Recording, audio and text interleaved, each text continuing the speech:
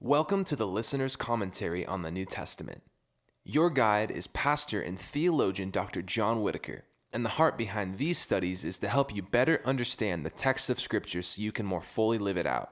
It's all about helping you learn and live the Bible. Here is the book of 1 Thessalonians. All right, welcome to the Listener's Commentary on Paul's first letter to the Thessalonians. In this session, we're going to look at the backstory to that letter. And the reality is the letters to the Thessalonians are two small little letters in the New Testament that often get overlooked. And that's unfortunate. There's a lot of really great value, particularly here in 1 Thessalonians. There's some things for us to really explore and wrestle with and think through as followers of Jesus, as people maybe who are in ministry and leaders for Jesus. And so excited to be able to jump into this, walk through these letters together with you, and think through what Paul is actually saying originally to the church in the Thessalonians and now today to us as well.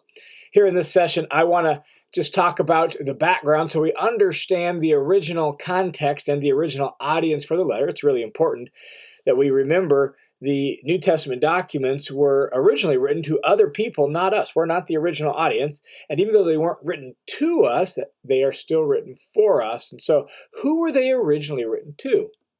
Well, Paul wrote 1st and 2nd Thessalonians to a brand new church in the city of Thessalonica, which is located in northern Greece. We'll talk a little bit more about the city here in a second.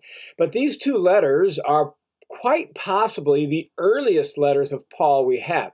The debate around that really concerns the date of Galatians. And if you listen to my commentary on Paul's letter to the Galatians, you'll know that I think Paul wrote Galatians after the Jerusalem conference around AD 50. So I would put 1st and 2nd Thessalonians before the letter to the Galatians. Not all scholars do that.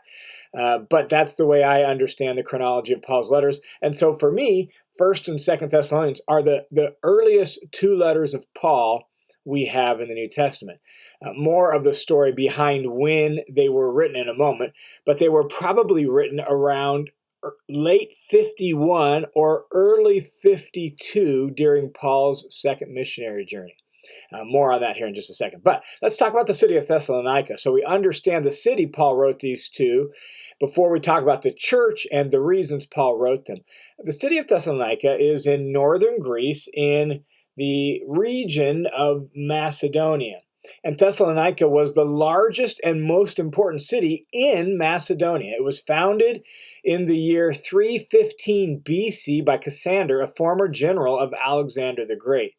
And then in the course of history, in 167 BC, when the Romans took over the region, the Romans divided Macedonia into 4 separate districts, and they made Thessalonica the capital of the second district.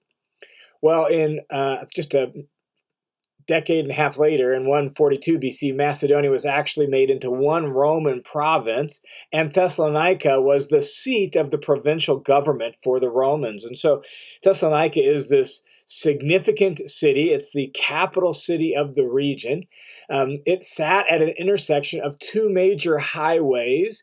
The major highway, the Via Egnatia, that went east-west all the way to Rome, and then another major highway that went north out of Thessalonica into the northern regions. And so for that reason, Thessalonica was really at a crossroads of two major highways, the two most important highways through the region.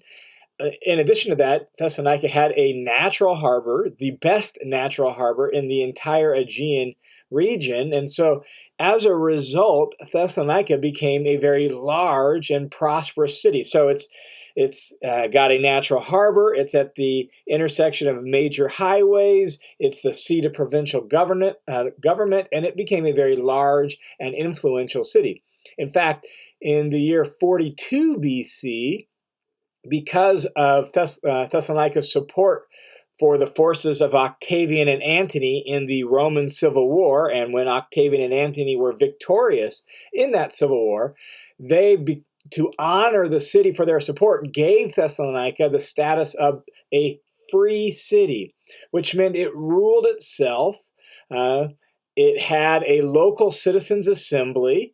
and its officials were called politarchs, which just means city rulers. In fact, it used to be common that in the book of Acts, when Luke mentions the politarchs in Thessalonica, clearly Luke didn't know, anything. He wasn't a first century, first-hand observer. This was the way critics kind of discounted the book of Acts. He just made up a name for city rulers. He just combined the word city, polis, and ruler, arche, into one title, city ruler, politarch.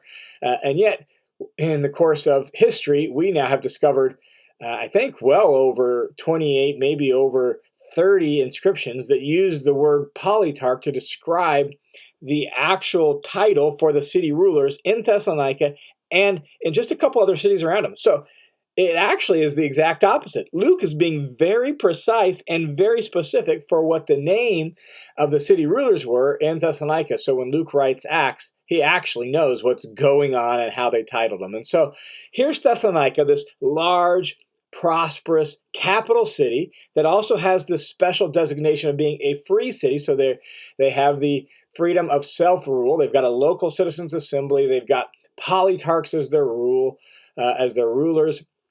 It's an important, impressive city in northern Greece. Not only that, religiously, Thessalonica was as virtually all Greek and Roman cities were in the first century, it was an incredibly pluralistic city with multiple religions, multiple different sort of cults and of various kinds that worshiped the traditional Greek and Roman gods, right? Zeus and Mars and whatever they go by their Roman name or their Greek name, that worship those traditional gods of the Greek and Roman pantheon. It had various mystery religions that were impressive and important there as well. Dionysus and Cabirus. Cabirus was actually the patron god of the city. And so, they had a mystery cult to Cabirus and various other mystery religions as well.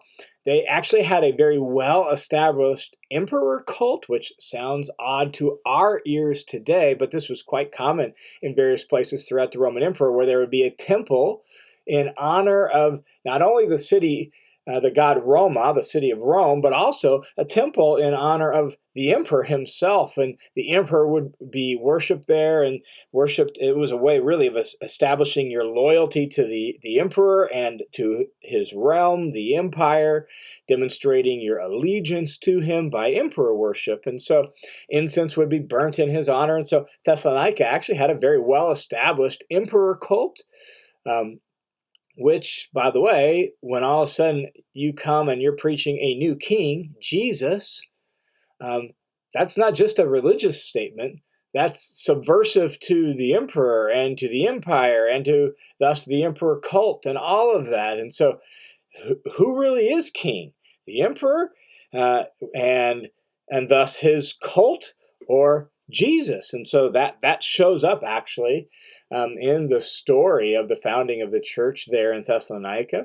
There was a large Jewish synagogue in Thessalonica. They had a large Jewish population and a large Jewish synagogue. And so this very pluralistic city with cults and religions of various kinds is the type of city that Thessalonica was. So in sum, Thessalonica was a very large city with an ethnically mixed population. It was actually experiencing in the first century an economic boom. It was growing. And it created a strong desire, actually, for some social leveling among the lower classes who felt like they were being a little disenfranchised and even disenchanted with some of the ways local religions were being played out. It seemed like it was more in the hands of the rich and powerful. And so the city had a strong allegiance to Caesar and Rome, maintained by the local authorities through the emperor cult. Just a really, really kind of important, powerful city, not a small little town. Now, Paul's first contact with the city of Thessalonica came on his second missionary journey, and you can read the story in Acts chapter 17. It would actually be worth you reading that before you read the letters to the Thessalonians, just so you understand the background to the gospel and the church there. So Paul started the church there on his second missionary journey, and the way the story goes down is Paul and Silas, on the second journey, Paul, Silas, and Timothy are in the city of Philippi to the north of Thessalonica, and they were beaten with rods, right? You remember that story in Acts 16 where Paul and Silas are beaten with rods. They're put in prison. They're singing and praising God at night there in Philippi. And then there's an earthquake. The jailer says, "What must I do to be saved?" Right? That whole story, that's in Philippi. And that's just north of Thessalonica. That's the city that Paul's in before he comes to Thessalonica. And so they're ushered out of town basically in Philippi.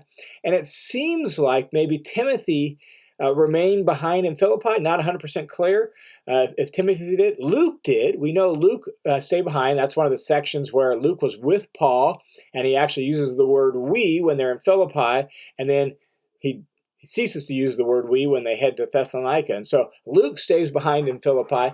Perhaps Timothy did too. And Paul and Silas then travel from Philippi to Thessalonica, and they arrive in Thessalonica, and Paul began his ministry in the synagogue. And this was customary for Paul, to the Jews first, and then to the Greeks. And so he would start in the synagogue. Not only theologically did that make sense to Paul, since the Jews were the ones that, were the original recipients of the promise and the people most prepared to hear about the Messiah, but pragmatically it made sense for Paul. The synagogue was a great starting point. I mean, Jesus is the Jewish Messiah after all, right? And so we start there and we tell the story of the promise to Abraham, the promise of the Messiah, and how Jesus fulfilled those promises. And so Paul typically started his preaching in a new city in the synagogue. He hadn't done that in Philippi because there wasn't a synagogue and it didn't go so well for him. And so Paul kind of recommits to that strategy here in Thessalonica, and he starts in the synagogue, and it says in Acts 17 that he preached and reasoned and taught them about the Messiah from the scriptures for 3 Sabbaths. So for 3 weeks, Paul is in the synagogue, and he's teaching about Jesus. And some Jews, some Greeks who were God-fearers, they were Greeks who had believed in the Jewish scriptures and had gone the whole way to become a Jew short of circumcision, and so they're God-fearers. So some Jews, God-fearing Greeks, even some chief women of the cities, so women who were married to influential, powerful, ruling families in the city, they converted and believed that Jesus was the Messiah. And after 3 weeks of preaching through the synagogue, the Jews became very jealous and created a disturbance over the preaching of the gospel and over Paul's ministry. And they originally wanted to bring Paul and Silas before the local citizens' assembly, but they couldn't find Paul and Silas. And so instead, they took hold of a man named Jason, who was Paul's host. That was where Paul was staying in town, at Jason's house. So they grabbed Jason and a couple other believers, and they hauled them before the politarchs, the city rulers, the most influential people in town. They brought them to the city rulers. They made accusations against Paul, specifically for preaching another King Jesus. Catch this. These are Jews who aren't necessarily like emperor worshipers, but it's politically convenient to charge Paul with the accusation of preaching another king and stirring up a disturbance and stirring up a riot, both of which are deep concerns in Greco-Roman cities. They want to maintain the peace and the order, the Pax Romana, as well as loyalty to the emperor. So because of that, and because they didn't have Paul, they had Jason. What they decided to do is they made Jason basically pay bond to say he would ensure that Paul would no longer teach or preach in the name of Jesus. Well, obviously, that's not going to work so well. And so Paul decided to, out of concern and consideration for Jason and his family and the new church, he decided it was best for him to leave town and not stir up any more trouble for them. And so Paul left Thessalonica and headed down the road to a new town, the town of Berea. He did so at night. And in Berea, Paul began again teaching in the synagogues. And Acts tells us that, the Bereans were more noble than the Thessalonians in the sense that they were curious and they examined the scriptures. They didn't just write Paul off. They examined the Old Testament scriptures to see if what Paul was teaching them about the Messiah was actually true. And they were converting people there in Berea through the synagogue. Well, somehow the Jews in Thessalonica heard that Paul was in Berea, and in their jealousy and their antagonism towards Paul, they actually traveled from Thessalonica all the way to Berea. They stirred up trouble for Paul in Berea. And so the Christians in Berea sent Paul away again, this time by way of sea. With a few of the brothers, they traveled all the way down to Athens. Seems again like Silas stayed behind to kind of help ground and found the church there in Berea. And Timothy eventually came, it seems, with Silas to help out there in Berea. And Paul and the Christian brothers from Berea arrived in Athens, and Paul sent them back with instructions to have Timothy and Silas join Paul in Athens as soon as possible. So Timothy and Silas do. They come down to Paul in Athens. Paul then sent Timothy back to Thessalonica. You can read about that in 1 Thessalonians chapter 3, verses 1 through 3. Paul sends Timothy back to Thessalonica, and it seems like he sends Silas back to Philippi just to check on those churches, make sure they're doing all right. And Paul then left Athens and went to Corinth. Ministry in Athens did not go well. It was rather discouraging. So Paul heads to Corinth, and he ends up staying in Corinth for an extended period of time, 18 months of ministry. And initially, he worked at tent making for support. And so he would preach in the synagogue on the Sabbath, and then during the week, he would work as a tent maker and a leather worker in a local tent making and leather shop. Well, eventually, Silas and Timothy return from Macedonia, from Thessalonica and Philippi. They return to Paul and rejoined him in Corinth, and they seem to have brought a gift of money, at least from Philippi. That seems clear that Silas brought some money from Philippi, maybe Timothy from Thessalonica as well. And so they brought Paul an offering from those churches, which allowed Paul to quit his tent making work and give his full-time attention to ministry. And Timothy came with mixed news from Thessalonica. Some things were really good in the church. The church was hanging in there, but there was still a lot of opposition and harassment and some persecution. And the church was really wrestling with some Christian living issues. They were wrestling with some real questions about the return of Jesus. And so because of some of that negative stuff, Paul decided, okay, I'm going to send them a letter to help answer some of their questions and deal with some of the issues. And so it's at this point that Paul writes 1 Thessalonians to strengthen and encourage the new believers. So 1 Thessalonians is written from the city of Corinth on Paul's second missionary journey, and it's written during the time Paul's in Corinth. So it's probably maybe late 51 or early 52. Paul's stay in Corinth is actually one of the fixed dates in Paul's life and ministry, because Paul was there during the proconsulship of Gallio. And we know when Gallio was the proconsul of Achaia, the political region that Corinth is in, because of an inscription that says he was only the proconsul for 1 year, from the summer of 51 to the summer of 52. So Paul is in Corinth during that time period. And that's why we say 1 Thessalonians was probably written late 51 or maybe early 52, and we can be quite certain about that.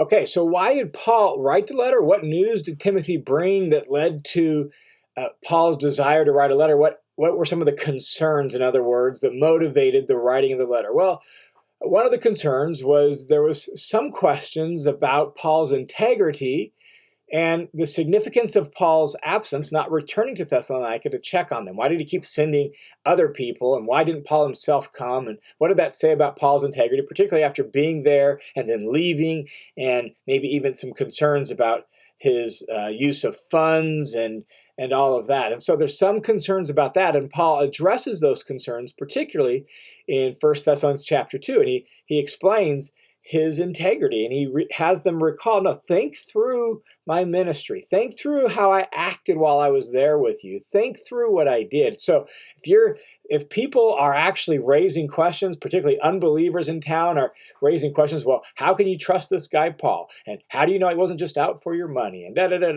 whatever it is, Paul says, let's think about my ministry and my integrity and even his absence and why he hasn't returned, that he's wanted to, he's longed to be there, but something prevented him. My guess is what prevented him was just the ramifications of the bond that Jason paid, right?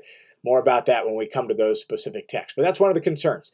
There's concerns about Paul's integrity and the significance of Paul's absence. Another one of the concerns that motivated the writing of 1 Thessalonians was just some of the continued social harassment and hardships and even persecution that the young, brand new church is facing. And Paul wants to remind them that this is normal. This is to be expected. Don't be surprised by this. And so the church is undergoing just continued opposition and harassment from the unbelievers and perhaps even from the Jews. And so Paul wants to establish them and say, this is okay. Hang in there. Persevere in the midst of this.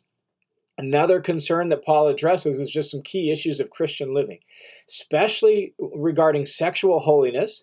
We'll talk about the details of that when we get there, but that's really important in their culture, as in ours, probably a problem in virtually every culture. And so some real concerns about sexual holiness, some concerns about Christian love and the importance of brotherly love and how that played out in the taking care of the needy and the way they should view that. And so there's some concerns about those sorts of things and just Christian living in general and living a holy life, that they're brand new believers. They've come out of paganism to follow Jesus Messiah, and there's a certain need for being re-socialized to a whole new set of values and expectations about how to actually do life the way God intends them to do it. So Paul wants to address some of those issues. And then the last issue that really motivates the writing of 1 Thessalonians is there's some confusion about people dying and Jesus' return. Now, we don't know how long it was from the time Paul was there to the time he wrote the letter, but it's probably only been a couple months, maybe.